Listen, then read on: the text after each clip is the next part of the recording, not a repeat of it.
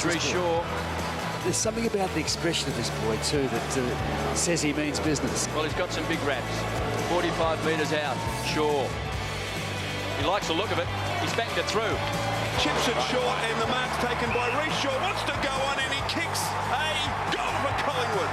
Forced to go back to Shaw, who finds 10 metres, sells the dummy, drills it long, and Shaw kicks the goal. Great goal.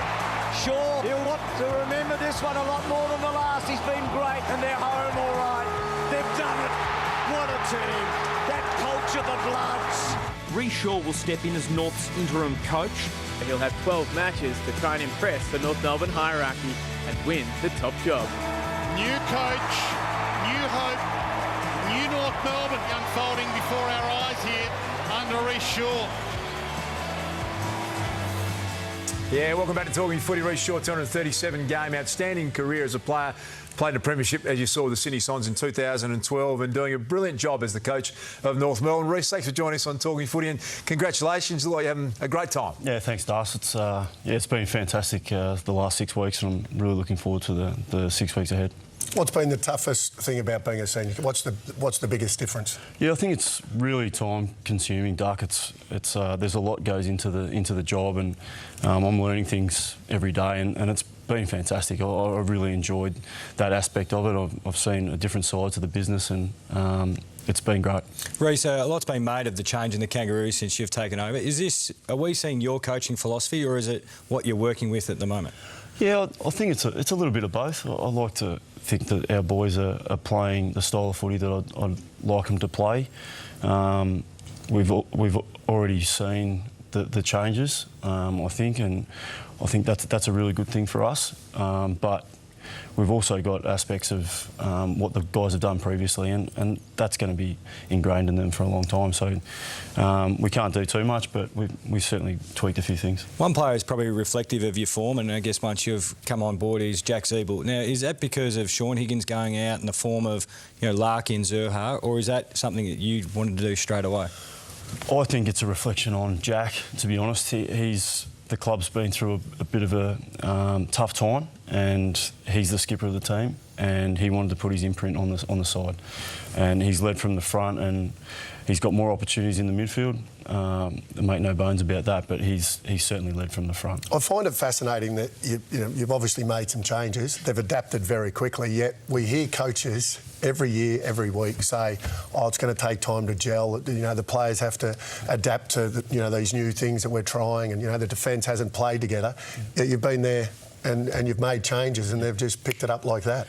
Yeah, so it's obviously been based on Scotty's game plan, and we've tweaked a few things, and I think the best thing about our group is that they're very coachable. Duck, they're a great group, and they really want to learn and implement the things that us coaches want to do. So with a pre-season, yep. You get how much would there be? A lot more that you would change with a whole pre-season? I suppose I'd probably have to have the job.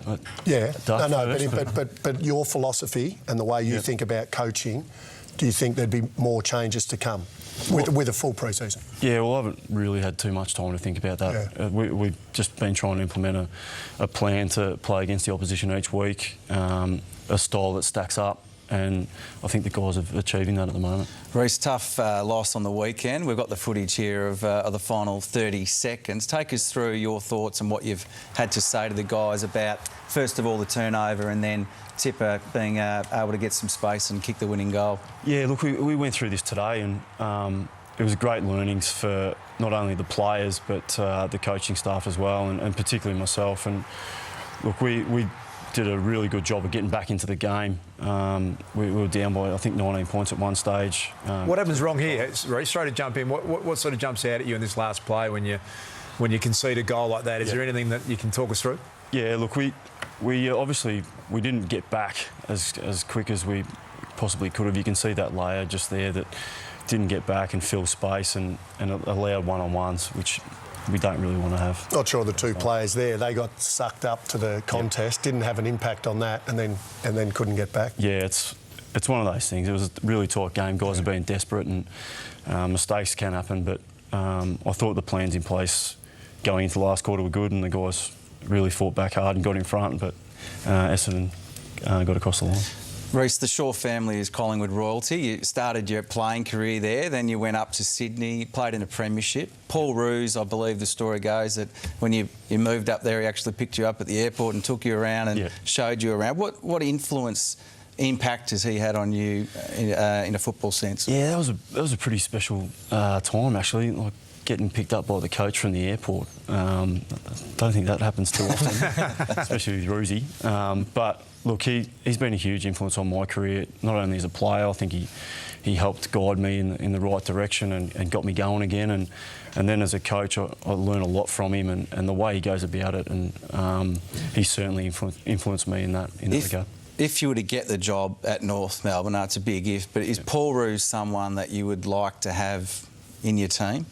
I think if that hypothetical was to take place, I think I would certainly need someone with experience or coaches with experience around me. It's a bit of a no-brainer. Like I haven't been in the coaching gig that long. I feel as though I can do a good job, but it'd be great to have some experience around me. So like a senior assistant or more of a manager, mentor type role? Oh, look, I'm not sure. I just think it'd be great to have some experience around me. Are there ongoing conversations from week to week? Do you speak to Ben Buckley every week about where things are sitting? And is there going to be a process? Are you aware that there's a process that they're going through right now in talking to other coaches? I've been in contact with Ben and Carl Delina a lot since I've taken over. They've been fantastic support for me each week. They're really open and honest with where we sit, and there's going to be a process, and I will have to interview for that, but I'm not sure when that is at this stage. So, but they're keeping me in the loop. They've been fantastic in that regard. Further that, how does that affect the coaching staff as a whole? Like, we know it always affects the playing group, and they want to impress whoever's in front of them. But how does it affect you and the assistants? Because you've got to coach the assistants as well, and they'd have some insecurities as well. Oh, certainly. I think it's a really tough time.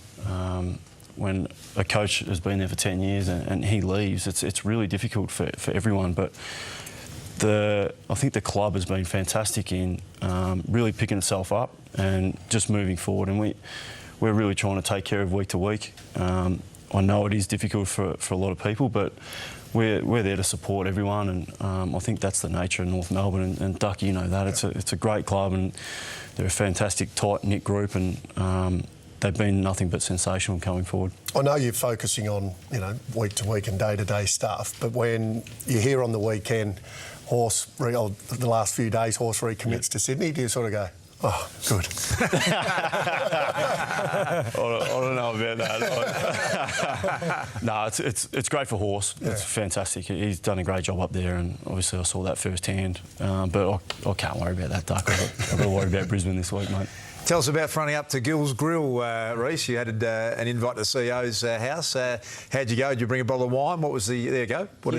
Took the bottle. I got some advice from an old mate, Alan Didak. He let me in on a few secrets. I think it was an Edelston 1997, I think it was. Yeah, so, good red, Rhyce. Well, yeah, I wouldn't have a clue, but hopefully Gill liked it.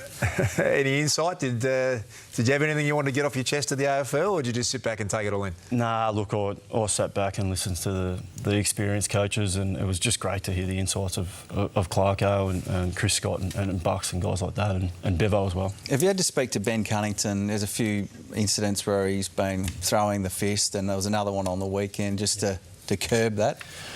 Yeah, look, I like our guys to play on the edge, and hopefully you guys have seen that. And but we've got to remain disciplined, and that's really important for us because we can't have guys missing from those type of acts. And Ben knows certainly that one more of those and he's probably in a little bit of trouble. And just take us through the emotion and an update on Majak Dor. Obviously we saw the great footage of him playing his first VFL game the other week. Where's he tracking in his progress? Yeah, look, he played some pretty good footy on the weekend actually, and nearly took mark of the century. he just dropped it, but look, he's coming along really well, and it's really good to see him smiling again and enjoying his footy, and the boys love having him around, and we're looking forward to him continuing to play footy and enjoying it, because that's the most important thing for Madge. Yeah, one of the great footy stories of the year has been Mad Jack Daw, and lots of questions coming through. Jackie Felgate has been compiling a few for Rhyce Shaw. Take it away, Jack. Yeah, hi, Rhyce. We always like to get some questions from our viewers. The first one tonight is from Tobin. Who's the person you've looked up to most in the AFL? That's a great question. I'd probably say it would have to be Paul Roos. As I mentioned before, he's one bloke that has really influenced a lot of people, and he certainly did that with me, not only as a player but as a coach as well. And just the way he communicates and the way he gets his message across, and he was huge for me. And your mate Ted Richards of Twitter asks, when we won the 2012 Premiership, Rhyce picked up a sizable tab for the end-of-season drinks. The club offered to pay, but Rhyce said no, and he wanted to shout everyone. He's telling me to ask you why.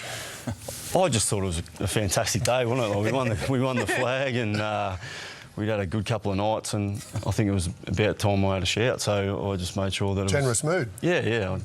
I got in before anyone else. So. That's bucking the trend for AFL players, Jack, can I tell you that? Some of the tightest people on earth. And coaches are pretty careful as well. Hey, Rhyce, it's been great to catch up with you. No. Whatever it turns out, you've done a fantastic job, and you're clearly on the path to being a successful coach. Good luck. Hope it goes well for you, and thanks again for your time tonight. And can I just say, a huge night coming up for the Kangaroos as well. August the 3rd, it's the club's 150th anniversary dinner. Jump online to the North Melbourne Football Club website, nmfc.com.au. Secure your ticket. They're on sale until the end of the week, so catch up with Rhyce and all the team. It'll be a great night down there at North Melbourne.